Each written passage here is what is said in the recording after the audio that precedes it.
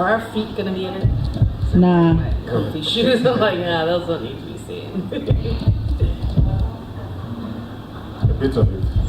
Are you recording? Yes, I am. Okay, so you've gotten some audio. Yes, I have. Okay, let's test. Go. Hello, just trying to get this thing to work.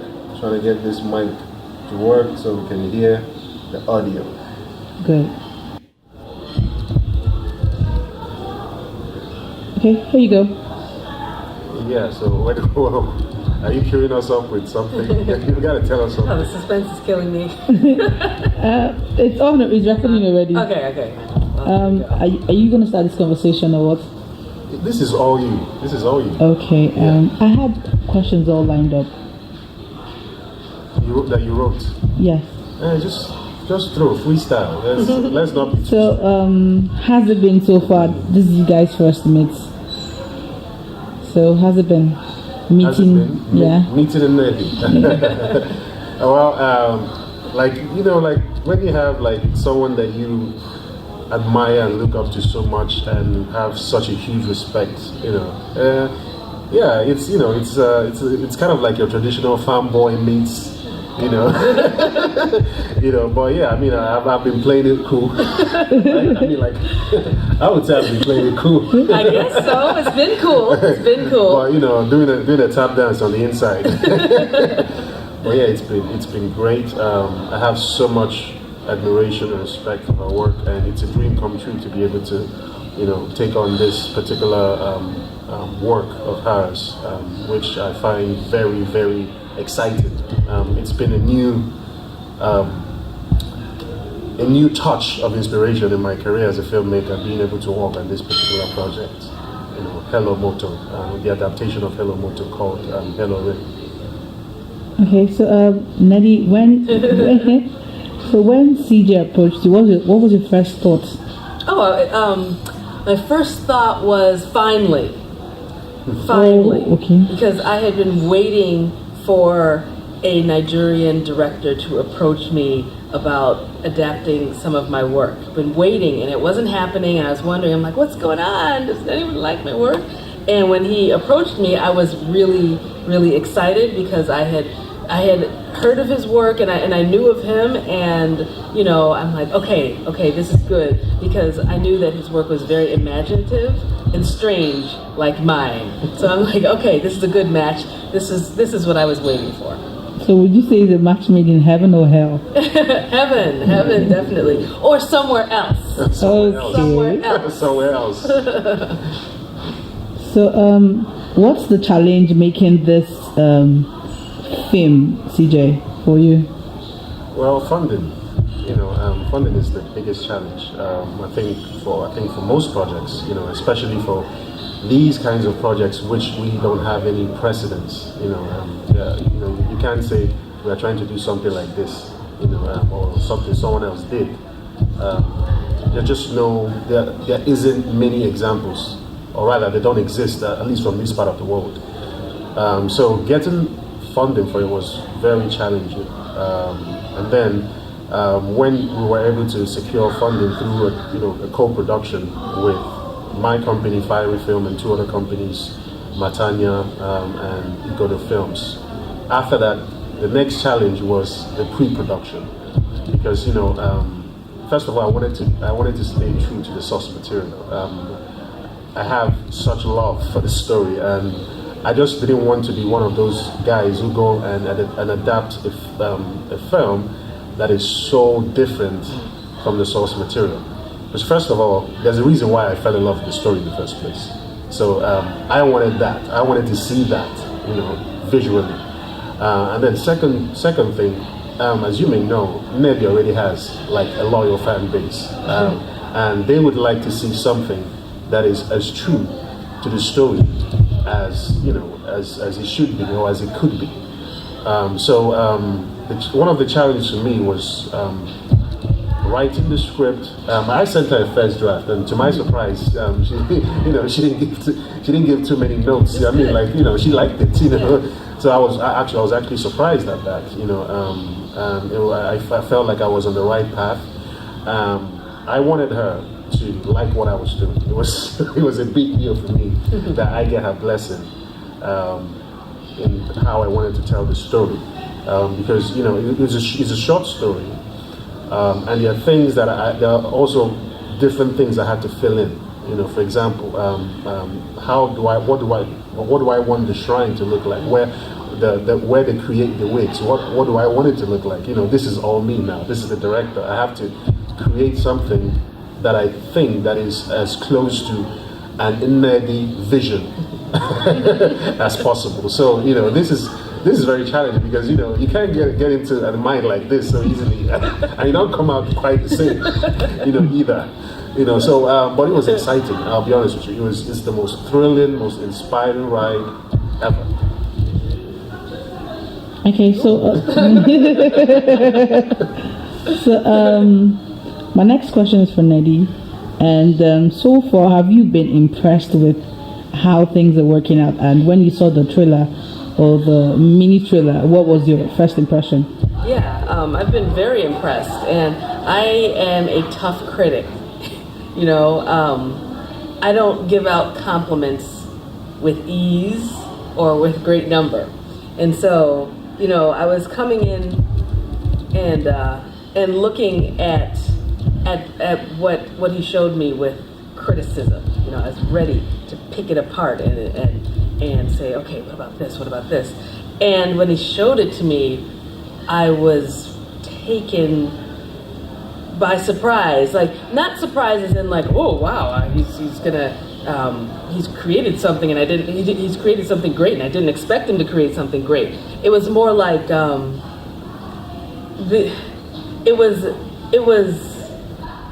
it's so unique.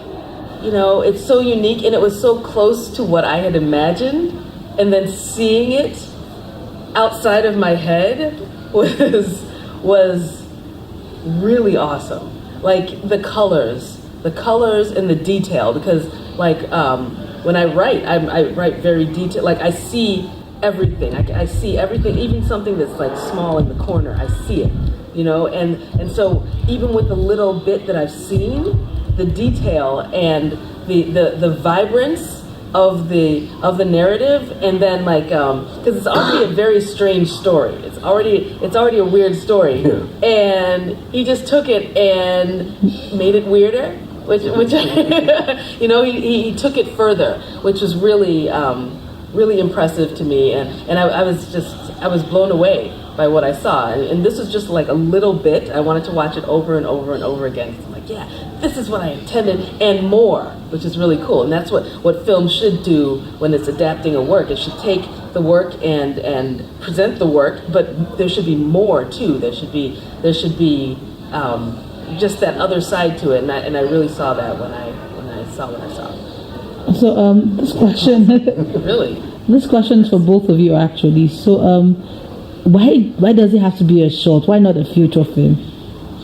Okay, I think I should answer that. Yeah, I should answer that. She's done the work. Yeah. She's done the work. It's an amazing work. It's out there. Okay, so first of all, we go back to funding.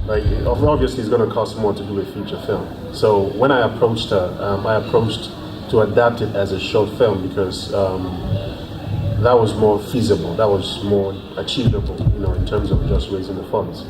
But even that doesn't come cheap, because it's you have to. There's a lot of detail in the story. The costumes with the set design. We had to build a lot of sets and stuff like that. And just imagine all that going into making a short film that will be running to say 30 minutes, right? So if you want to do a feature, you're gonna have to think at least 1,000%, more than that, because you have to now immerse the story into a world, right, where that narrative takes place. So it's going to cost more. It's more elaborate. I mean, I would love to do it. I mean, if we, by the time we release this, and hopefully it's well received. We'll be open to talking to Nnedi about giving us the option for that. I mean that would be amazing to me.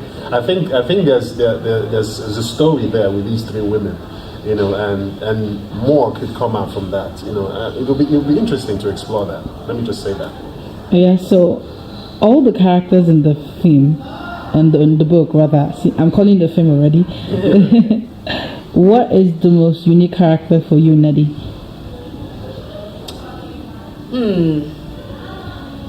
Which is, I think all three of them Okay. they're to me, I see them as a trinity.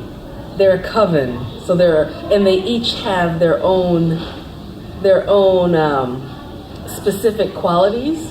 You know, I mean, we have the main character, but the other two are also. We have the main character, but it's only because like she's the main character because that's the point of view that I decided to tell the story through. You can easily tell the story through the other two characters too, and they'd be just as unique and special and have their own stories.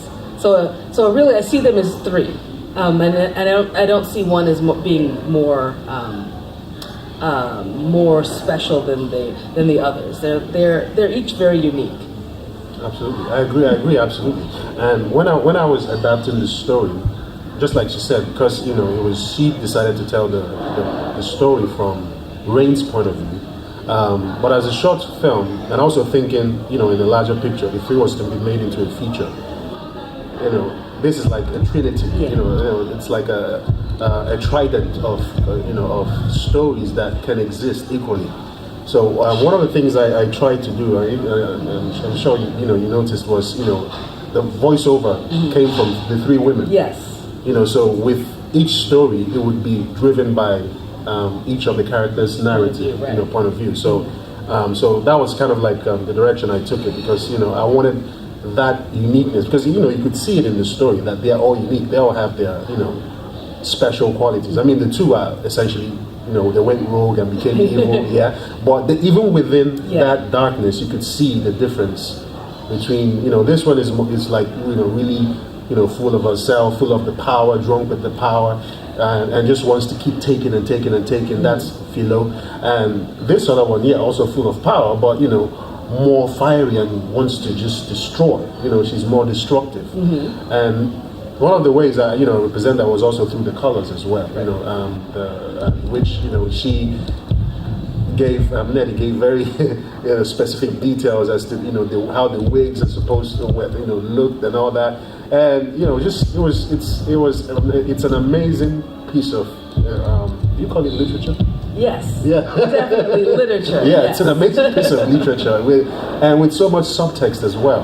Because within that it touches on African women's hair. And that's such a big thing now, a big topic of discussion. Black women's hair. And should they go natural, or what's acceptable? In the power. Yeah, exactly. All of it. And all of those things, and just being able to explore that, it's just a testament to to the visionary mind behind it. Yeah. So the name, Hello Moto and Hello Rain. So I was coming to that. So can you shed more light on that? I can shed light on the original title. The original title is the ringtone of the cell phone that she uses for the juju, for the technological juju that she creates. So, in the way that I came up with that title it was funny because it was after a trip to Nigeria. We had a disposable phone that had that ringtone, and I just heard it so many times, and it just evoked a feeling in me, and it was like, at the time, it was a lot of people's ringtones. Just everywhere you just hear, hello, Moto. Yeah. And so, I think that was when you wrote the book, like, that was what, 20... I can't remember. Yeah, I think it was... Motorola was really huge at the time. When I wrote the story, yeah.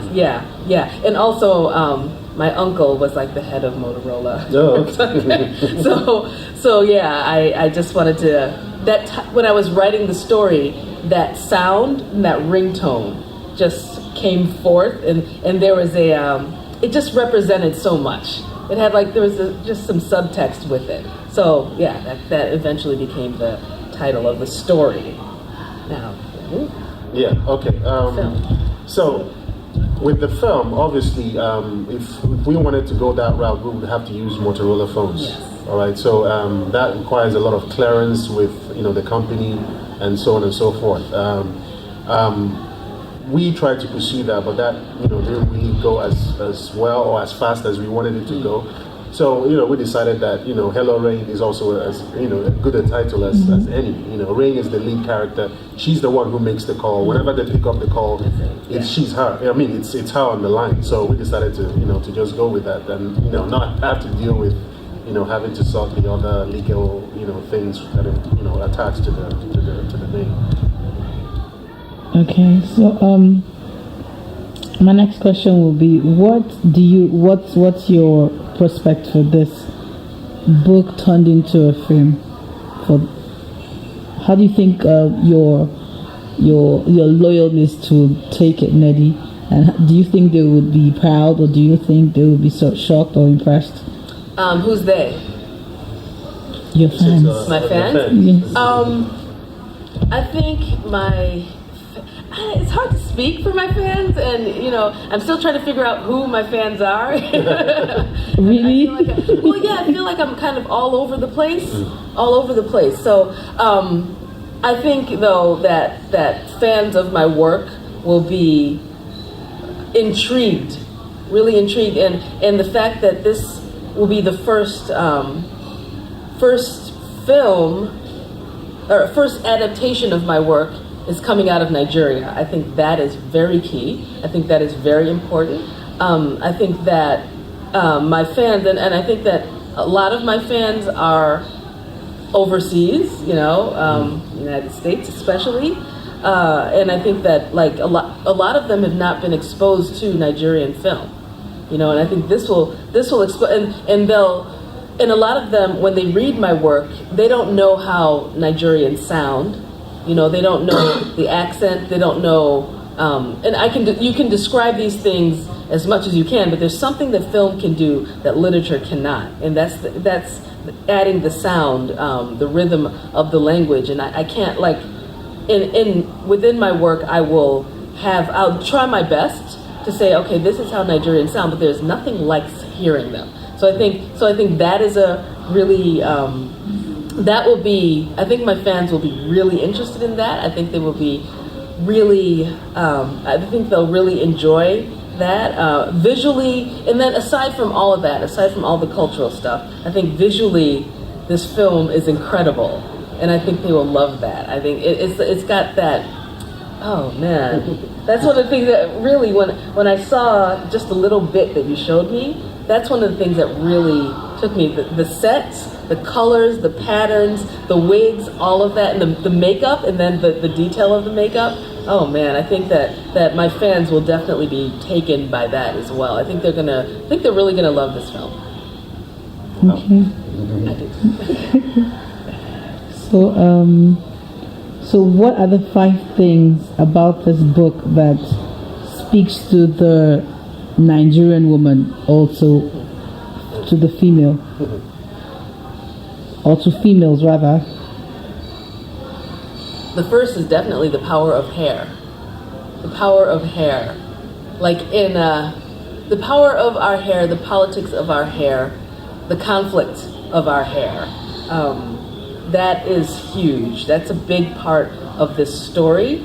And the diversity of our hair, because you have that, and that was part of why with this story I had to write 3 women. Like it had to be 3 women. It had to be 3 points of views. It had to be three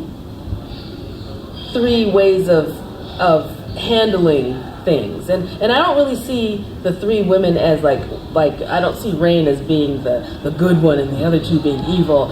I see it as far more complex. They're playing off of each other. They're dealing with each other. They handle issues differently, in different ways, and those ways can be useful depending on the situation. So there's that. Also, I think that I guess number 2. I'm all over the place with this one, but I guess number 2 would be that the connection of the connection of women's small narratives to the greater story, the greater world, how it affects society on a larger scale. So there's that. Do you have any other 2? Those are the 2 that one interesting thing to me in the story was the fact that, you know, these women created these wigs Yes. for good. Yes. And, you know, that's for me, that's Nigeria. That's, Yeah. you know, Nigeria. There's always, you know, you have people in positions of power and they are meant to do good, you know, supposed to do good and have the means to do good. But, you know, they just don't do good. Yes. You know, and so it's usually once they taste the power. exactly. Once they taste the power. Corruptive element. There's some of them. I mean, we've seen this Yes. all through Nigeria's history for decades. We've seen it over and over again. Somebody, you know, who comes out, announces his candidacy, and everyone puts their support behind him. The person gets in there, and, you know, different story. Something happens. You know, so that, you know, for me, that was very key. And the fact that it was, you know, it was women, for me, was even more meaningful, because women, generally, you expect that a woman would be more nurturing, more, you know, more caring, but it shows that women are humans too, you know, and power corrupts. It has nothing to do with gender at the end of the day, you know. So for me, I think it was a very, it's a subtext, but it was very powerful for me, you know, and it really touched me. And there was this particular statement that Rain made, that, you know, they acquired these powers so they could, you know, sit the corrupt powers, you know, in the country. That was the reason behind, you know, these powers, to unseat that corrupt power. Yes. You know, and it was very symbolic for me to be able to film the final confrontation at the National Theatre, you know, in Lagos. You know, so because for me that signifies, you know, the history of Nigeria. In fact, how the National Theatre even came to exist. You know, from some, you know, Belgium and from architect in Belgium, you know, commissioned by the federal government, and what the National Theatre is today. You know, with the lack of maintenance, you know, just the abandonment and all that. So that is, for me, the state of the nation. And so you see, this short story has always, you know, some text, you know, and levels of nuances that, you know, really appeals to me. So, like, on the surface, it feels like it's just hair, but the hair, you know, it's just an allegory of so many deep things that affect society. Yes. And then also, lastly, the technology and juju aspect of it. Science fiction, and like that was just that theme is very important to me.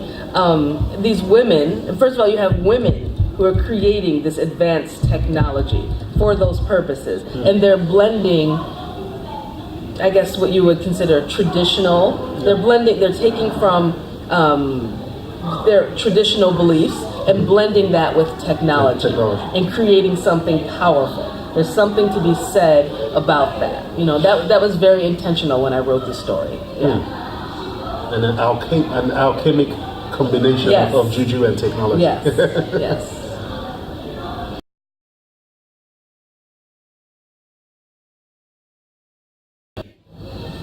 Come see.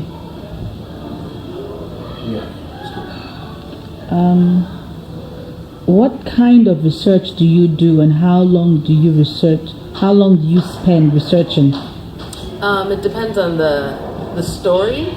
A lot of things that I write come from, especially if they are based in things Nigerian. They first come from me encountering it without researching. So it's like whenever I come here and whenever I visit, I'm not coming here to do research. I'm coming here typically to visit family or just to typically to visit family. So usually I'll come across something, and my ear is always open. I'm always listening. So I'll come across something that piques my interest, and then I'll just kind of listen. And if it's piquing my interest, it's usually someone's talking about it, and then I'll write it down and think about it for a while. And then if it's one of those things that stays with me, at some point, if it's something that requires research, if it's something that requires me to learn more about it, the first thing that I'll do is I will first I like to find information from the ground. I won't go to books first. I'll go from the ground. So if I can find somebody who is an expert in it, or just knows a little something about it, or has an opinion on it, that's where I'll go first. If it's something that's a physical object, I will try to find that physical object and get my hands on it. I like to touch what I'm writing about. And then the next level is research in books. And being a professor has always helped, because as a professor, I have access to a lot of really, really deep primary source research, and I use that privilege a lot. So yeah, that's typically where I go. And then after I do that, after I go the academic route, go through the especially online databases, which have the best stuff. Like really, a lot of times really old, really thorough, sometimes really raw. I like the rawer, the better. After that, then I'll go to books. And books where they do research. Those are secondary sources. And so that's typically how I do research. Characters. It's an interesting question, because for me, the I don't want to say easiest, but the clearest part of writing for me is character. Like when I usually start with a character. And I'm the type of writer that, and I know how weird this sounds, but whatever. I'm the type of writer who hears the characters speak to me. Like I'll hear them. Especially particular characters that I've written. For Hello Moto. For Hello Moto, the first character that came to me was Rain. And she was, and the first thing that I knew about her was that she was blending technology and juju, and that she was this unique scientist who had the nerve, this unique Nigerian woman scientist who had the nerve to do what many would consider unthinkable. She had the nerve to let her mind go to a place where she could come up with the idea to blend juju, which has this powerful stigma in the Nigerian community as a whole, to blend that with science. And that takes a special kind of person to actually not only have the idea of, what would happen if I took the power of juju and blended it with that of technology? What would happen if I did that? That's one kind of person. It takes an even stranger, more interesting, audacious type of person to actually go out and do it.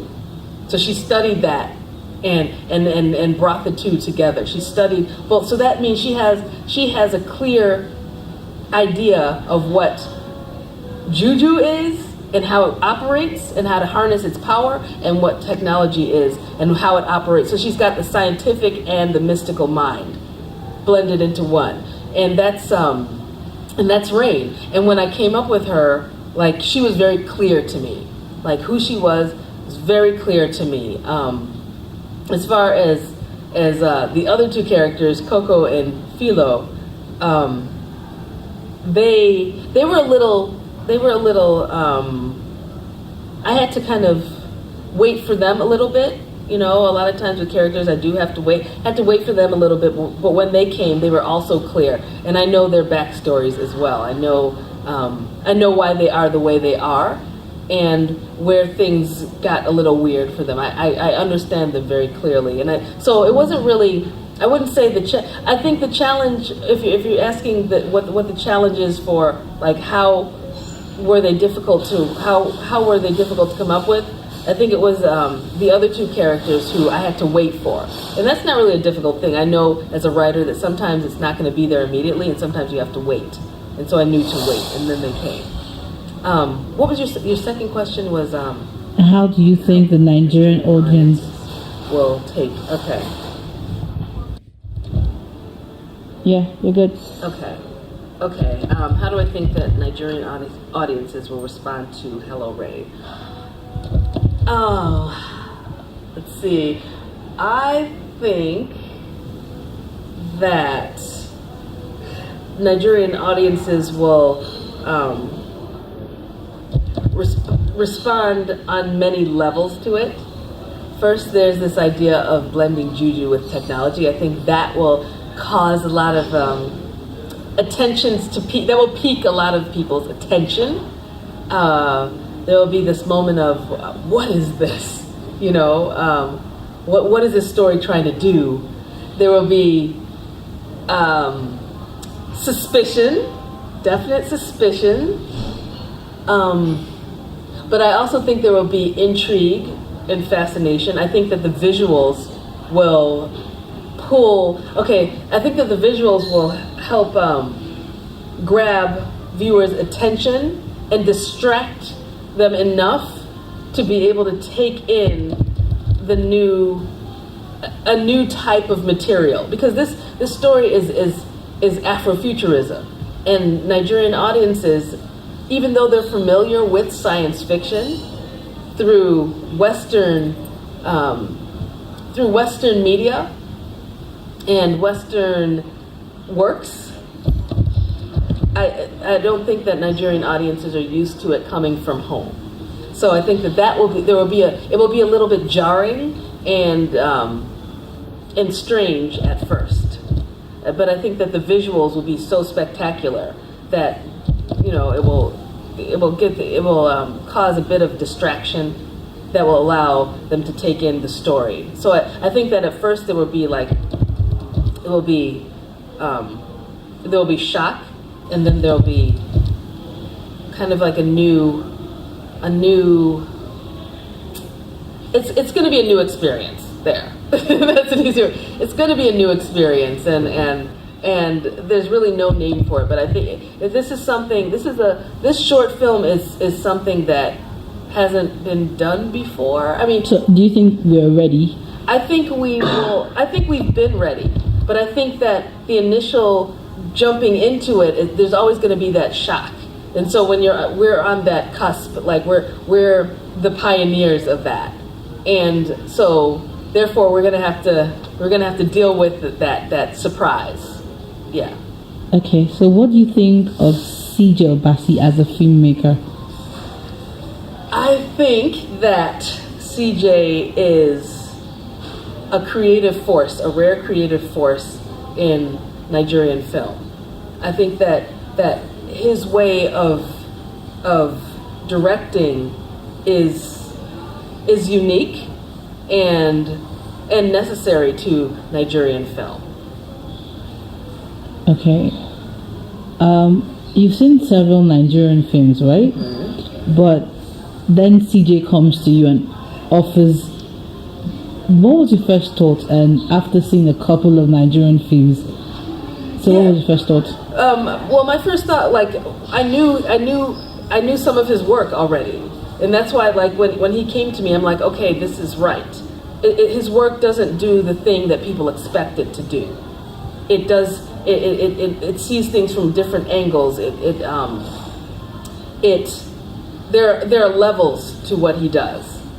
So I knew that when he came to me, I knew that was right. I knew that he would be able to portray my stories properly, because my stories have many levels as well, and they take risks, and he's very willing to take risks, and I needed someone, like, if anyone's going to adapt my work, they need to be a risk taker, they need to be a visionary, and so that's why I knew when he came to me, I'm like, okay, yeah, this will work.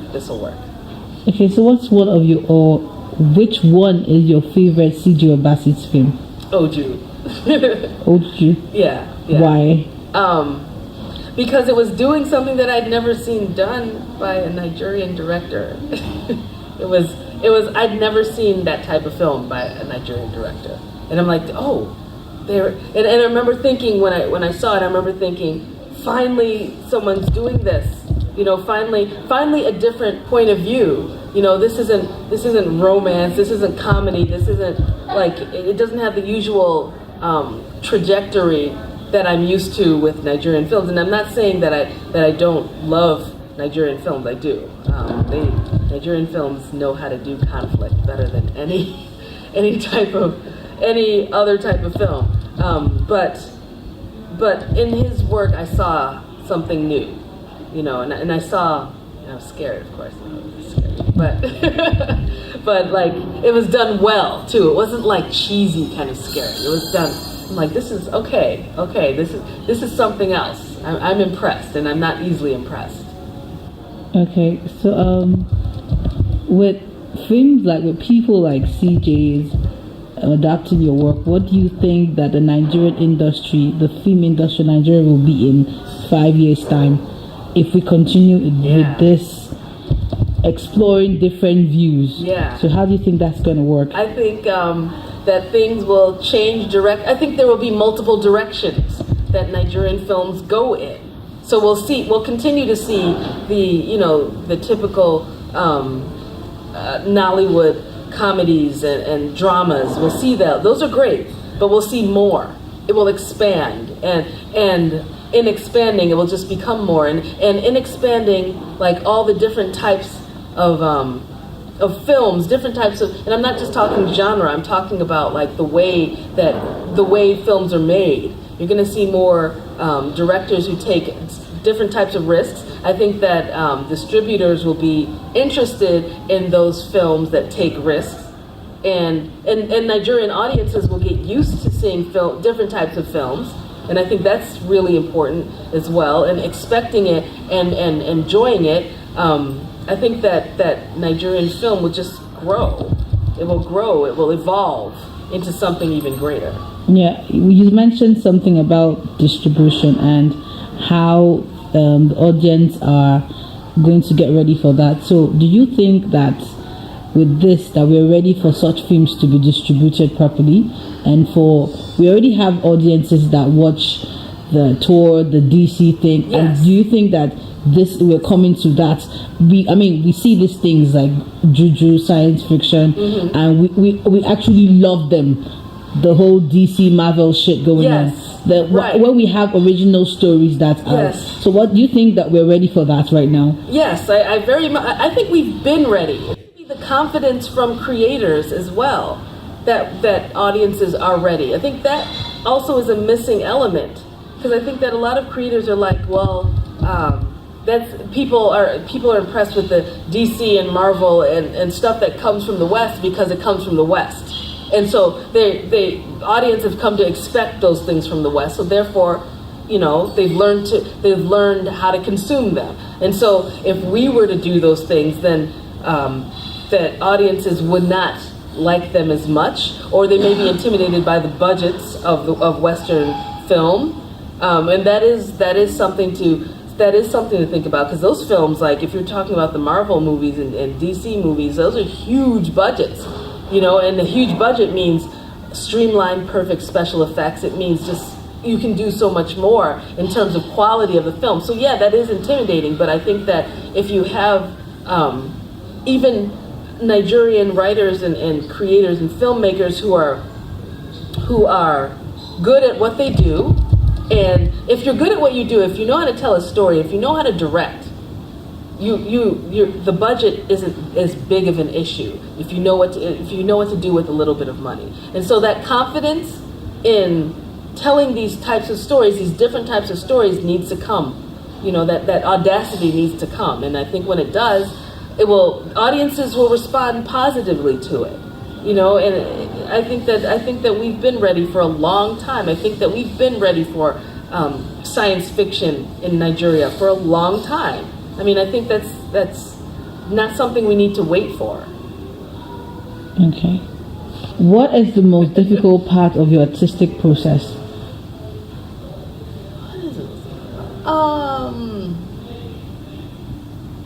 That's a good question. The most difficult part of my artistic process. Or making hello. Okay. Moto. Okay. Making hello. So It just hasn't been difficult at all. Oh, okay. Okay, then generally then. I wrote the story and then you did everything.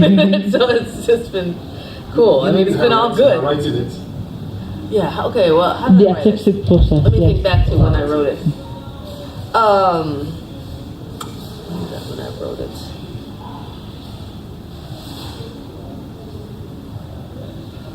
Hello Moto wasn't difficult to write. It wasn't. It was like those characters, the three characters, and then what I was doing with it. And typically short stories are hard for me to write. They're just hard because they're short, and I'm a novelist at heart. I'm a novelist at heart. My stories come big. And this one I knew was bigger. I knew it was. But when I wrote it, the characters were so interesting to me, and the settings were so interesting, and what they were up to, and what they were becoming was so interesting to me. That was not a hard story to write. It's like I knew I could see once I'm able to see what's happening, and once I know the plot clearly, and once I know the characters, and once I know and once the setting is really interesting, it's not hard. Like I just sat down and just and spit it out, and then edited the whole thing over and over and over again. There was nothing. I can't say there was anything difficult about that, and that's really hard for me to say about writing, because I don't want to say that writing is easy, but this one was. It is. So, what made you take on Hello Moto? Well, I would love to take on anything written by Nnedi, so I don't know if I can give you like any special answers. When I wanted to go into making like an Afrofuturistic film, Nnedi was like the name that popped up, and after reaching out to her, and we kind of hit things off, and there's a time I think I just asked, if there were any short stories that she had unoptioned, short stories. So she sends me a bunch of, short stories, to my surprise, and I just go reading every single one of them. I read every single one of them, and they were all amazing. It was difficult picking one, because it was really difficult, to be honest. So I can't say. I would love to do all of them if given the chance, to be honest. But the thing about Hello Moto was why it stood out. I think was because I felt it was the one that was most achievable.